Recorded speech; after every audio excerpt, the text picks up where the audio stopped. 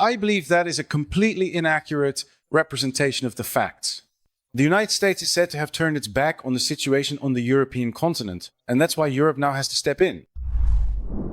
But isn't that so? That's complete nonsense, isn't it? The United States started this war, provoked and organized all of this in Ukraine, bombed the Nord Stream pipeline, and dragged us into this insane conflict.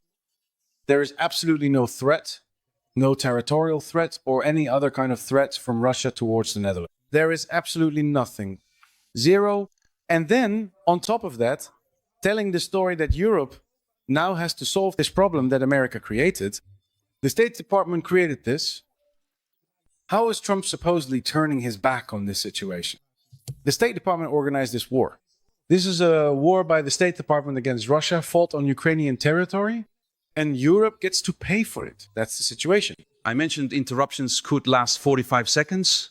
The floor is now Mr. Timmermans. I assume Mr. Baudet's implicit question is, do you agree, Mr. Timmermans? No, I do not agree. The aggression comes from Putin, whose plan is to restore the Russian Empire, and who also has another plan.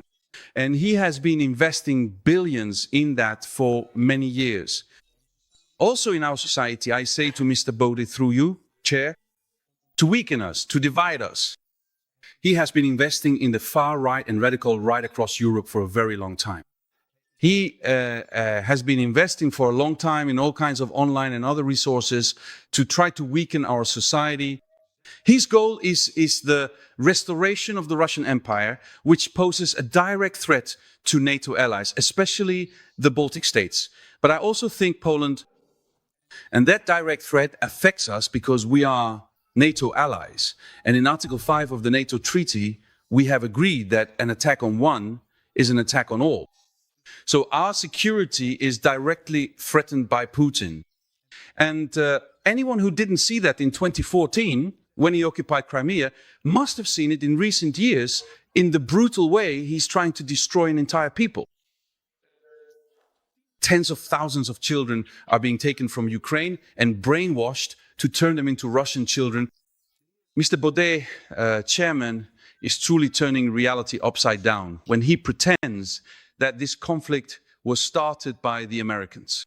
This is a conflict deliberately started by Putin, and Putin is a direct threat to our security. And as representatives of the people, we have the duty to give our country a firmer footing again when it comes to our security. And unfortunately, that means we need to make significant investments in our defense. 45 seconds. Mr. Baudet? Yes, thank you. Yes. Mr. Timmermans says a lot, but the main point seems to be that because there could possibly be a border conflict involving the Baltic states in the wake of the war in Ukraine, are we at war with Russia? But I just can't follow that reasoning at all. What do we actually have to do with the Baltic states? What do we actually have to do with Estonia, Latvia, or Lithuania? I remember it very well. In 2008, I was traveling with Maxime Verhagen as his companion in Morocco and Algeria. He was a strong supporter of the accession of the Baltic states, and I said to him at the time, I'm not going to risk my life for a Baltic state. What does that have to do with me? What does the Netherlands have to do with such a complex situation? The Baltic states, 40% Russian, not ethnically Russian. Vilnius also has a lot of historical ties. Is it Russian or not? It's very complicated, a difficult history. Let them sort it out themselves. What does the Netherlands have to do with that? First of all, fortunately, President Zelensky will be in the country next week. And then hopefully President Zelensky can also explain to Mr. Baudet in this chamber what struggle he's fighting, how costly it is to fight for his freedom, and what sacrifices the Ukrainians are making for that. I also say to Mr. Baudet that in the spring of 1991, I was regularly in the Baltic states, where the KGB, where OMON troops, where others were constantly killing freedom fighters, where they were constantly carrying out attacks. The Baltic states fought for their freedom with blood, sweat, and tears. And that freedom enabled them, as democratic countries where the rule of law prevails, to become members of NATO, to become members of the European Union. That is a historic decision also discussed in this chamber.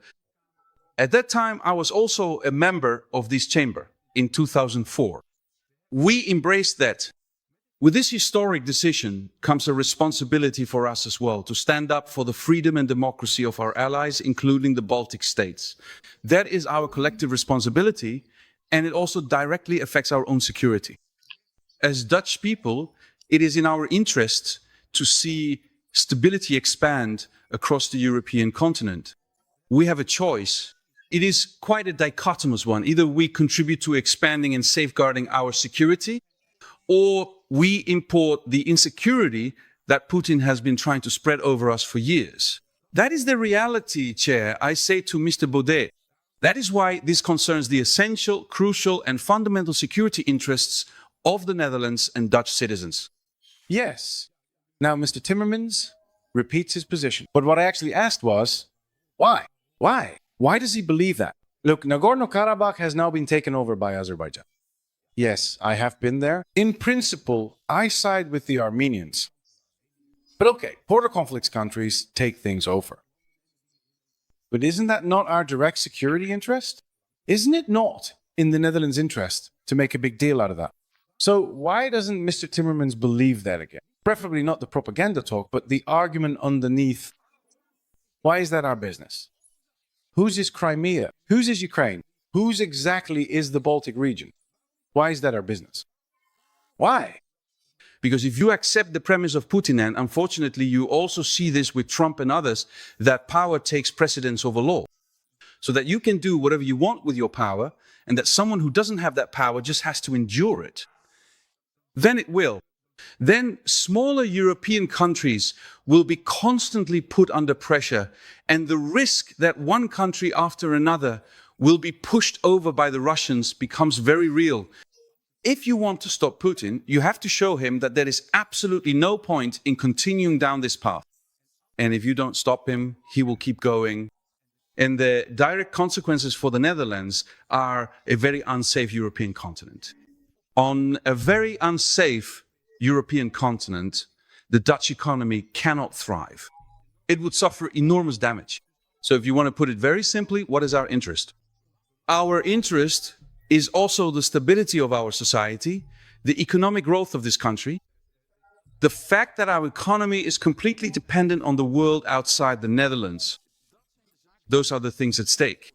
Chair, I say this to Mr. Baudet. I don't understand how he doesn't see it. So Mr. Timmermans subscribes to a kind of domino theory, if I may put it that way. So the idea is, from Russia, what Mr. Wilders believes about Islam. So to Spino, if we don't support Israel, if Jerusalem falls, then within 10 days or 10 years, I don't know, Rome will fall and then jihad will come everywhere. So Israel is the front line of Western civilization. That's what Mr. Wilders believes. That's actually what Mr. Timmermans believes regarding Ukraine and the Baltic states. Is that correct then? So if we don't, so to speak, fight there, before you know it, Russian tanks will be in Scheveningen. Slightly exaggerated, but that is fundamentally Mr. Timmermans' conviction. Is that correct? Chair, what I am saying is that the entire European structure since the Second World War has been based on the premise that law prevails over power, that national borders are respected, and that you can only, in agreement, change national borders. That democracy and the rule of law are protected by each other, not only by individual countries, but also in alliance with one another. That is an obligation. It is a costly obligation, but also one that is of the utmost importance for the stability of the Netherlands and for our economic and social development. And it is evident that President Putin and his regime have been trying for years to undermine this in a very fundamental way. He does this through territorial conquest in Ukraine. He does this by investing in all sorts of subversive activities within our society. Our resilience must be strengthened, must be increased, and for that it is inevitable that also within the NATO framework we gradually work towards that 3.5%. We need to strengthen each other in showing that our democracy and our freedom are worth something to us. And again, I repeat, I would rather see us make these investments in other areas. But it is inevitable, given the international situation, that in the coming years, and the timeline will still spark much debate, we will have to do this. But there isn't really a rules-based order, is there? Isn't that so? That has never existed, has it? Exactly. The United States, since World War II, has in recent decades invaded and bombed a list of countries based on lies about weapons of mass destruction, based on lies about other things. In Libya, for example, where NATO intervened in 2011 based on a ridiculous story. Just bombing now, for example. Israel bombing Iran completely unprovoked, attacking that country while negotiations are ongoing. The whole idea that the West is the guarantor of the international legal order is demonstrably just completely untrue. I mean, I am a Westerner. I am white. I am a European. I am on that side. So that's it. That's the point. Not at all. It's just the argument. The argument, I don't believe any of it. They're opportunistic arguments. The International Criminal Court. Oh, come on. When are American war criminals ever prosecuted? Never. So it's all victor's justice, which is fine because I like it. But the whole idea that there could be some kind of neutral international law that stands above actual geostrategic power, I think that is demonstrably complete nonsense. Might makes right. It's all victor's justice. That's international law. Your interruption lasted 1 minute and 30 seconds. But it was a very good interruption. So I'll count it double. And with that, you've used up your interruptions. Mr. Timmermans, you may speak freely now. Chair, if you look at our continent, and I'll limit myself to our continent for now. There are two kinds of countries on our continent, small countries and very small countries. And only through mutual cooperation and solidarity can we ensure that we manage those major powers outside Europe in such a way that they don't pose a threat to our security. That's why from the very beginning of European integration, it has been necessary to make agreements that put the rule of law above power. Because this is what we've learned from both world wars, if we don't do that in Europe, then every smaller country will look at its bigger neighbor with increasing distrust, which would only increase division within Europe. So the rule of law is not a game, it's not an illusion. Law is the foundation upon which our cooperation on the European continent is built. But that law must also be able to defend itself. And at the moment, there is a massive armament taking place in Russia's war economy. Because that's what it is. Now at a time when such quantities of weapons and ammunition are being produced, that we, as Europeans, can only counter them together by mounting a collective response. At that moment, it is essential that we stand shoulder to shoulder with other European countries against this threat. And that includes, I say to Mr. Baudet, Mr. Chairman, that includes that small countries near Russia can count on our solidarity when they are threatened.